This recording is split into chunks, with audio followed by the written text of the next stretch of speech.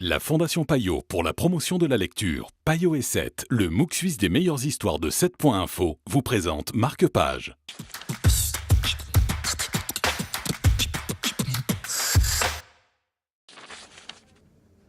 Bonjour à tous, bienvenue dans Marque-Page, j'espère que vous avez de l'appétit. Aujourd'hui on parle du mangeur de livres. Bonjour Roméo. Bonjour Stéphane. C'est signé Stéphane Malandrin et on se retrouve donc à Lisbonne avec l'histoire de deux acolytes.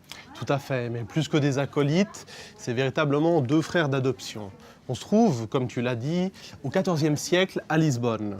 Ces deux frères, frères d'adoption, frères de cœur, frères surtout de bêtises, écument les marchés, les banquets de riches pour manger tout ce qui tombe par terre, coupent les moustaches des pêcheurs endormis.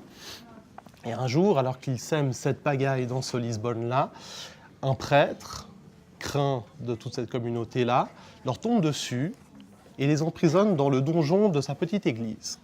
Son but, leur apprendre à lire pour qu'ils puissent décrypter un fameux codex. Ce codex, livre en page de velin, donc de la peau de veau, est maudit. Et il veut faire lire ces enfants-là.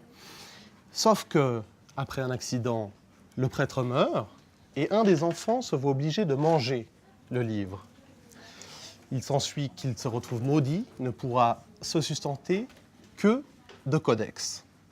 Et à partir de ce moment-là, le livre prend un tour rabelaisien, complètement fou, ça part dans tous les sens, c'est coloré, et tout ça donne une impression à la fois de folie et de gaieté absolue.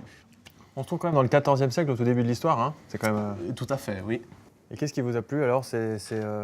C'est le lien entre ces deux frères, C'est à la fois la joie qu'on peut retrouver et dans la littérature et même dans cette époque-là de l'histoire, malgré cette pauvreté, malgré en fait la misère.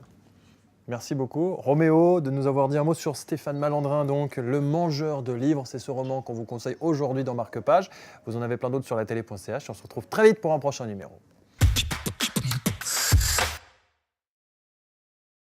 La Fondation Payot pour la promotion de la lecture, Payot et 7, le MOOC suisse des meilleures histoires de 7.info, vous ont présenté Marque-Page.